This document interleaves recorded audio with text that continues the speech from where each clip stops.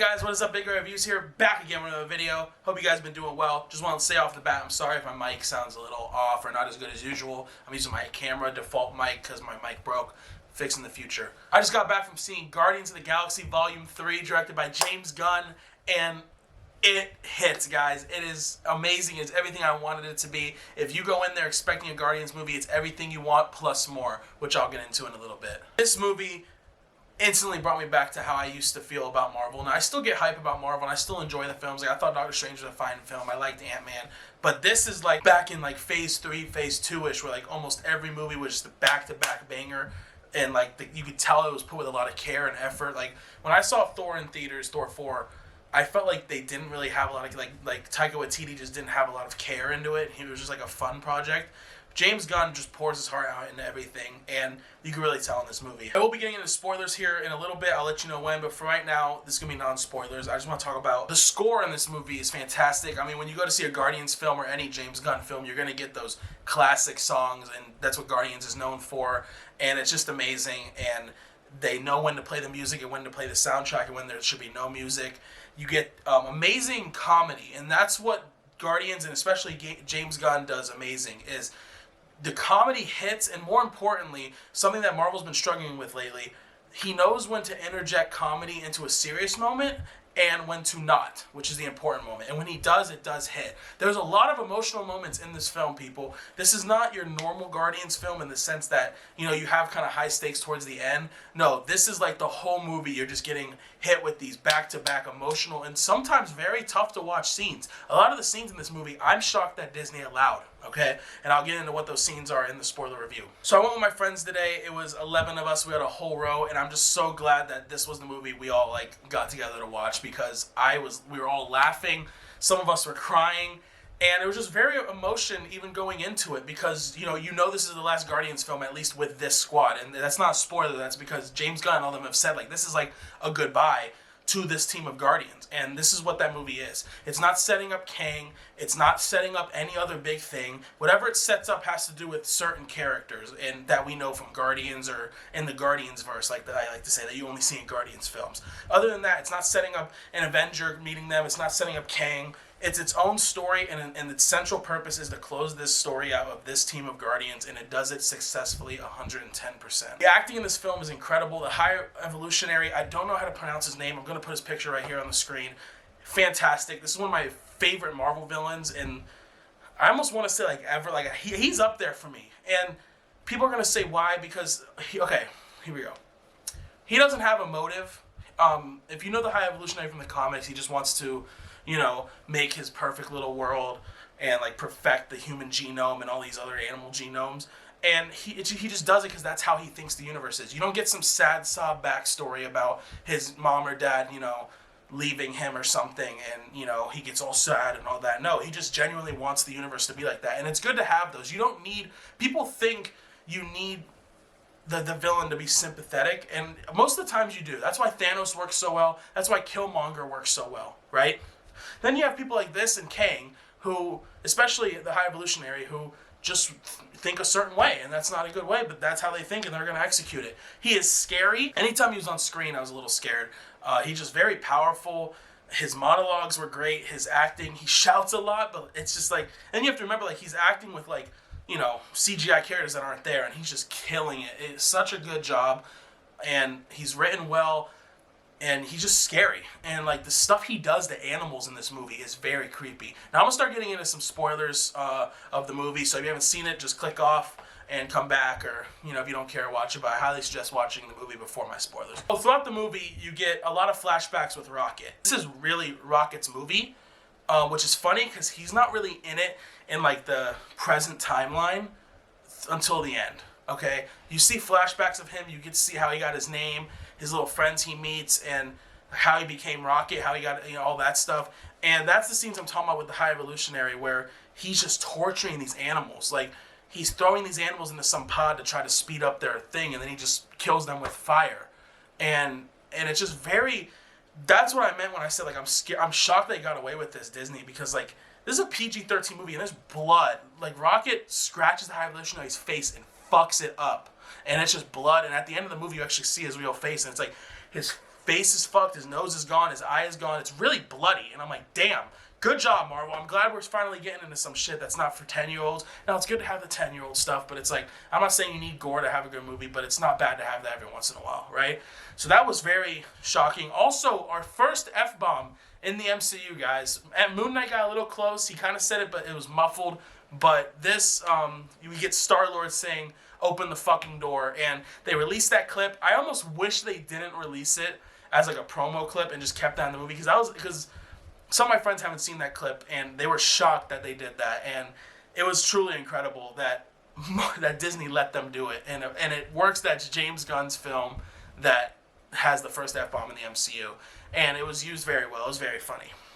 But let's talk about the emotion. Let's talk about the biggest plot twist of this movie also, which is no one dies. That is the biggest plot twist. And I think James Gunn had fun with that, where he kept like setting certain characters up to die. Like in some scenes, Drax gets shot like 3 times and stops moving. Mantis like gets shot in the arm. Nebula is like in an exploding room. You think she's about to die. They're really setting it up. Star-Lord almost dies. Rocket, of course, the whole movie, the whole marketing was that he was going to die, right?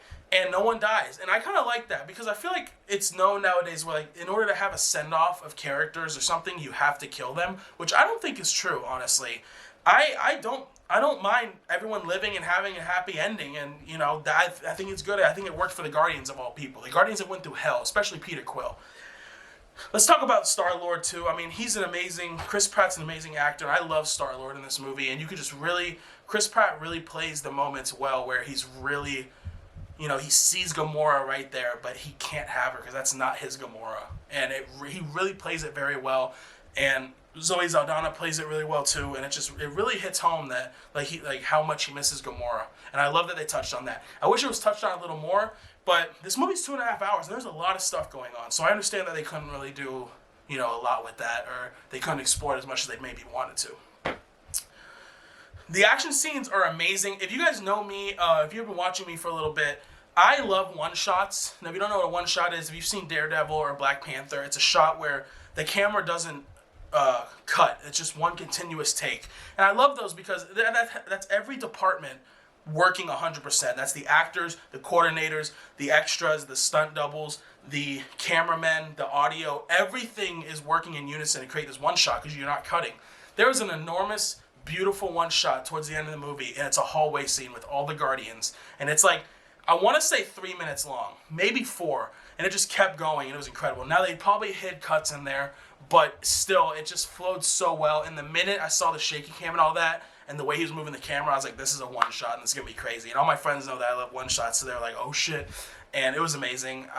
The camera work is amazing in this film. I mean, just the way James Gunn uses the camera, you can see this in all his films, where if there's even like a regular convo, you know, Rocket's climbing over here and Nebula's walking, he's just panning. Instead of doing like normal cuts, he's just panning and keeping a continuous take. This is what movies, especially Marvel, need to start doing with their action, but also their, you know, dialogue-heavy scenes, where it's just like, let the actors go. These actors, their job is to learn these lines, right? Don't cut every 3 seconds. Now, if you see a better take, you know, cut, but let the moment play out. Let these actors just bounce off of each other. And like in this movie, you'll see, you get some incredible moments when they do that. Like Drax, Mantis, and Nebula especially. That trio, when they're just bantering back and forth and the camera's not cutting, it's amazing.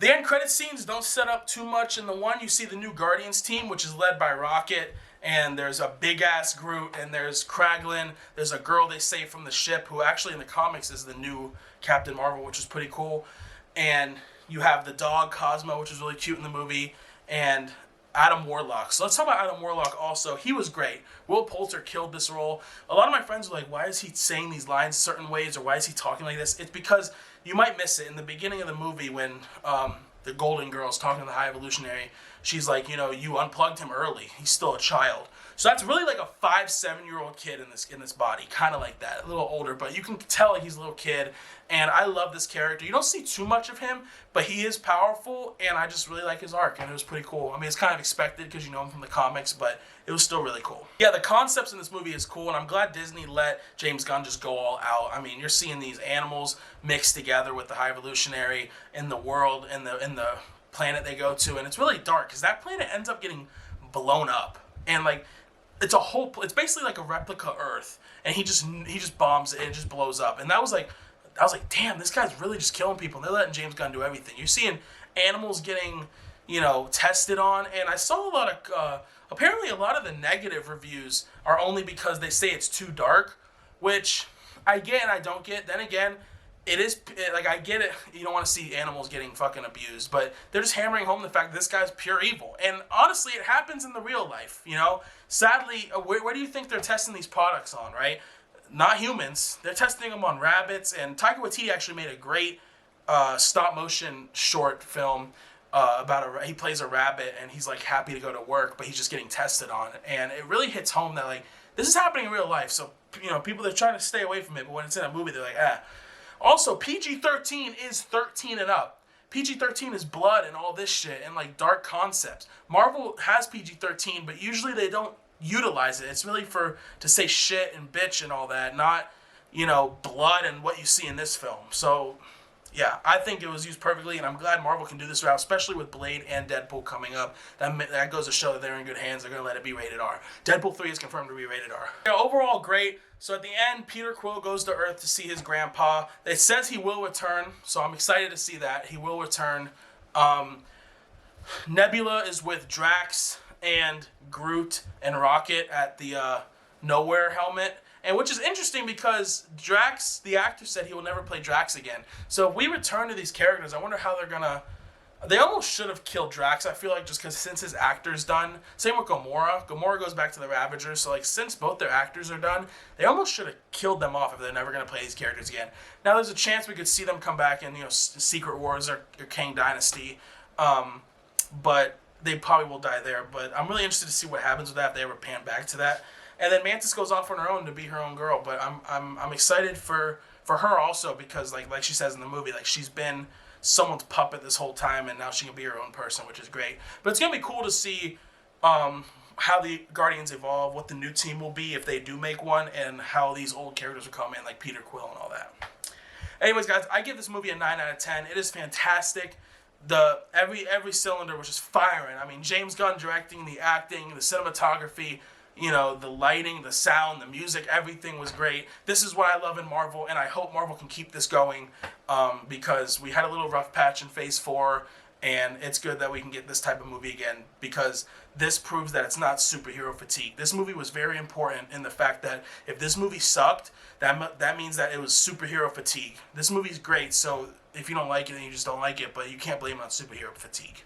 Thank you guys so much for watching. As always, love you guys. I'm going to be on a cruise in 2 days, but after that I'll be making some videos and stuff. Thank you guys so much for watching. Let me know how you like Guardians down below and what you rate it. As always, Joey, peace out.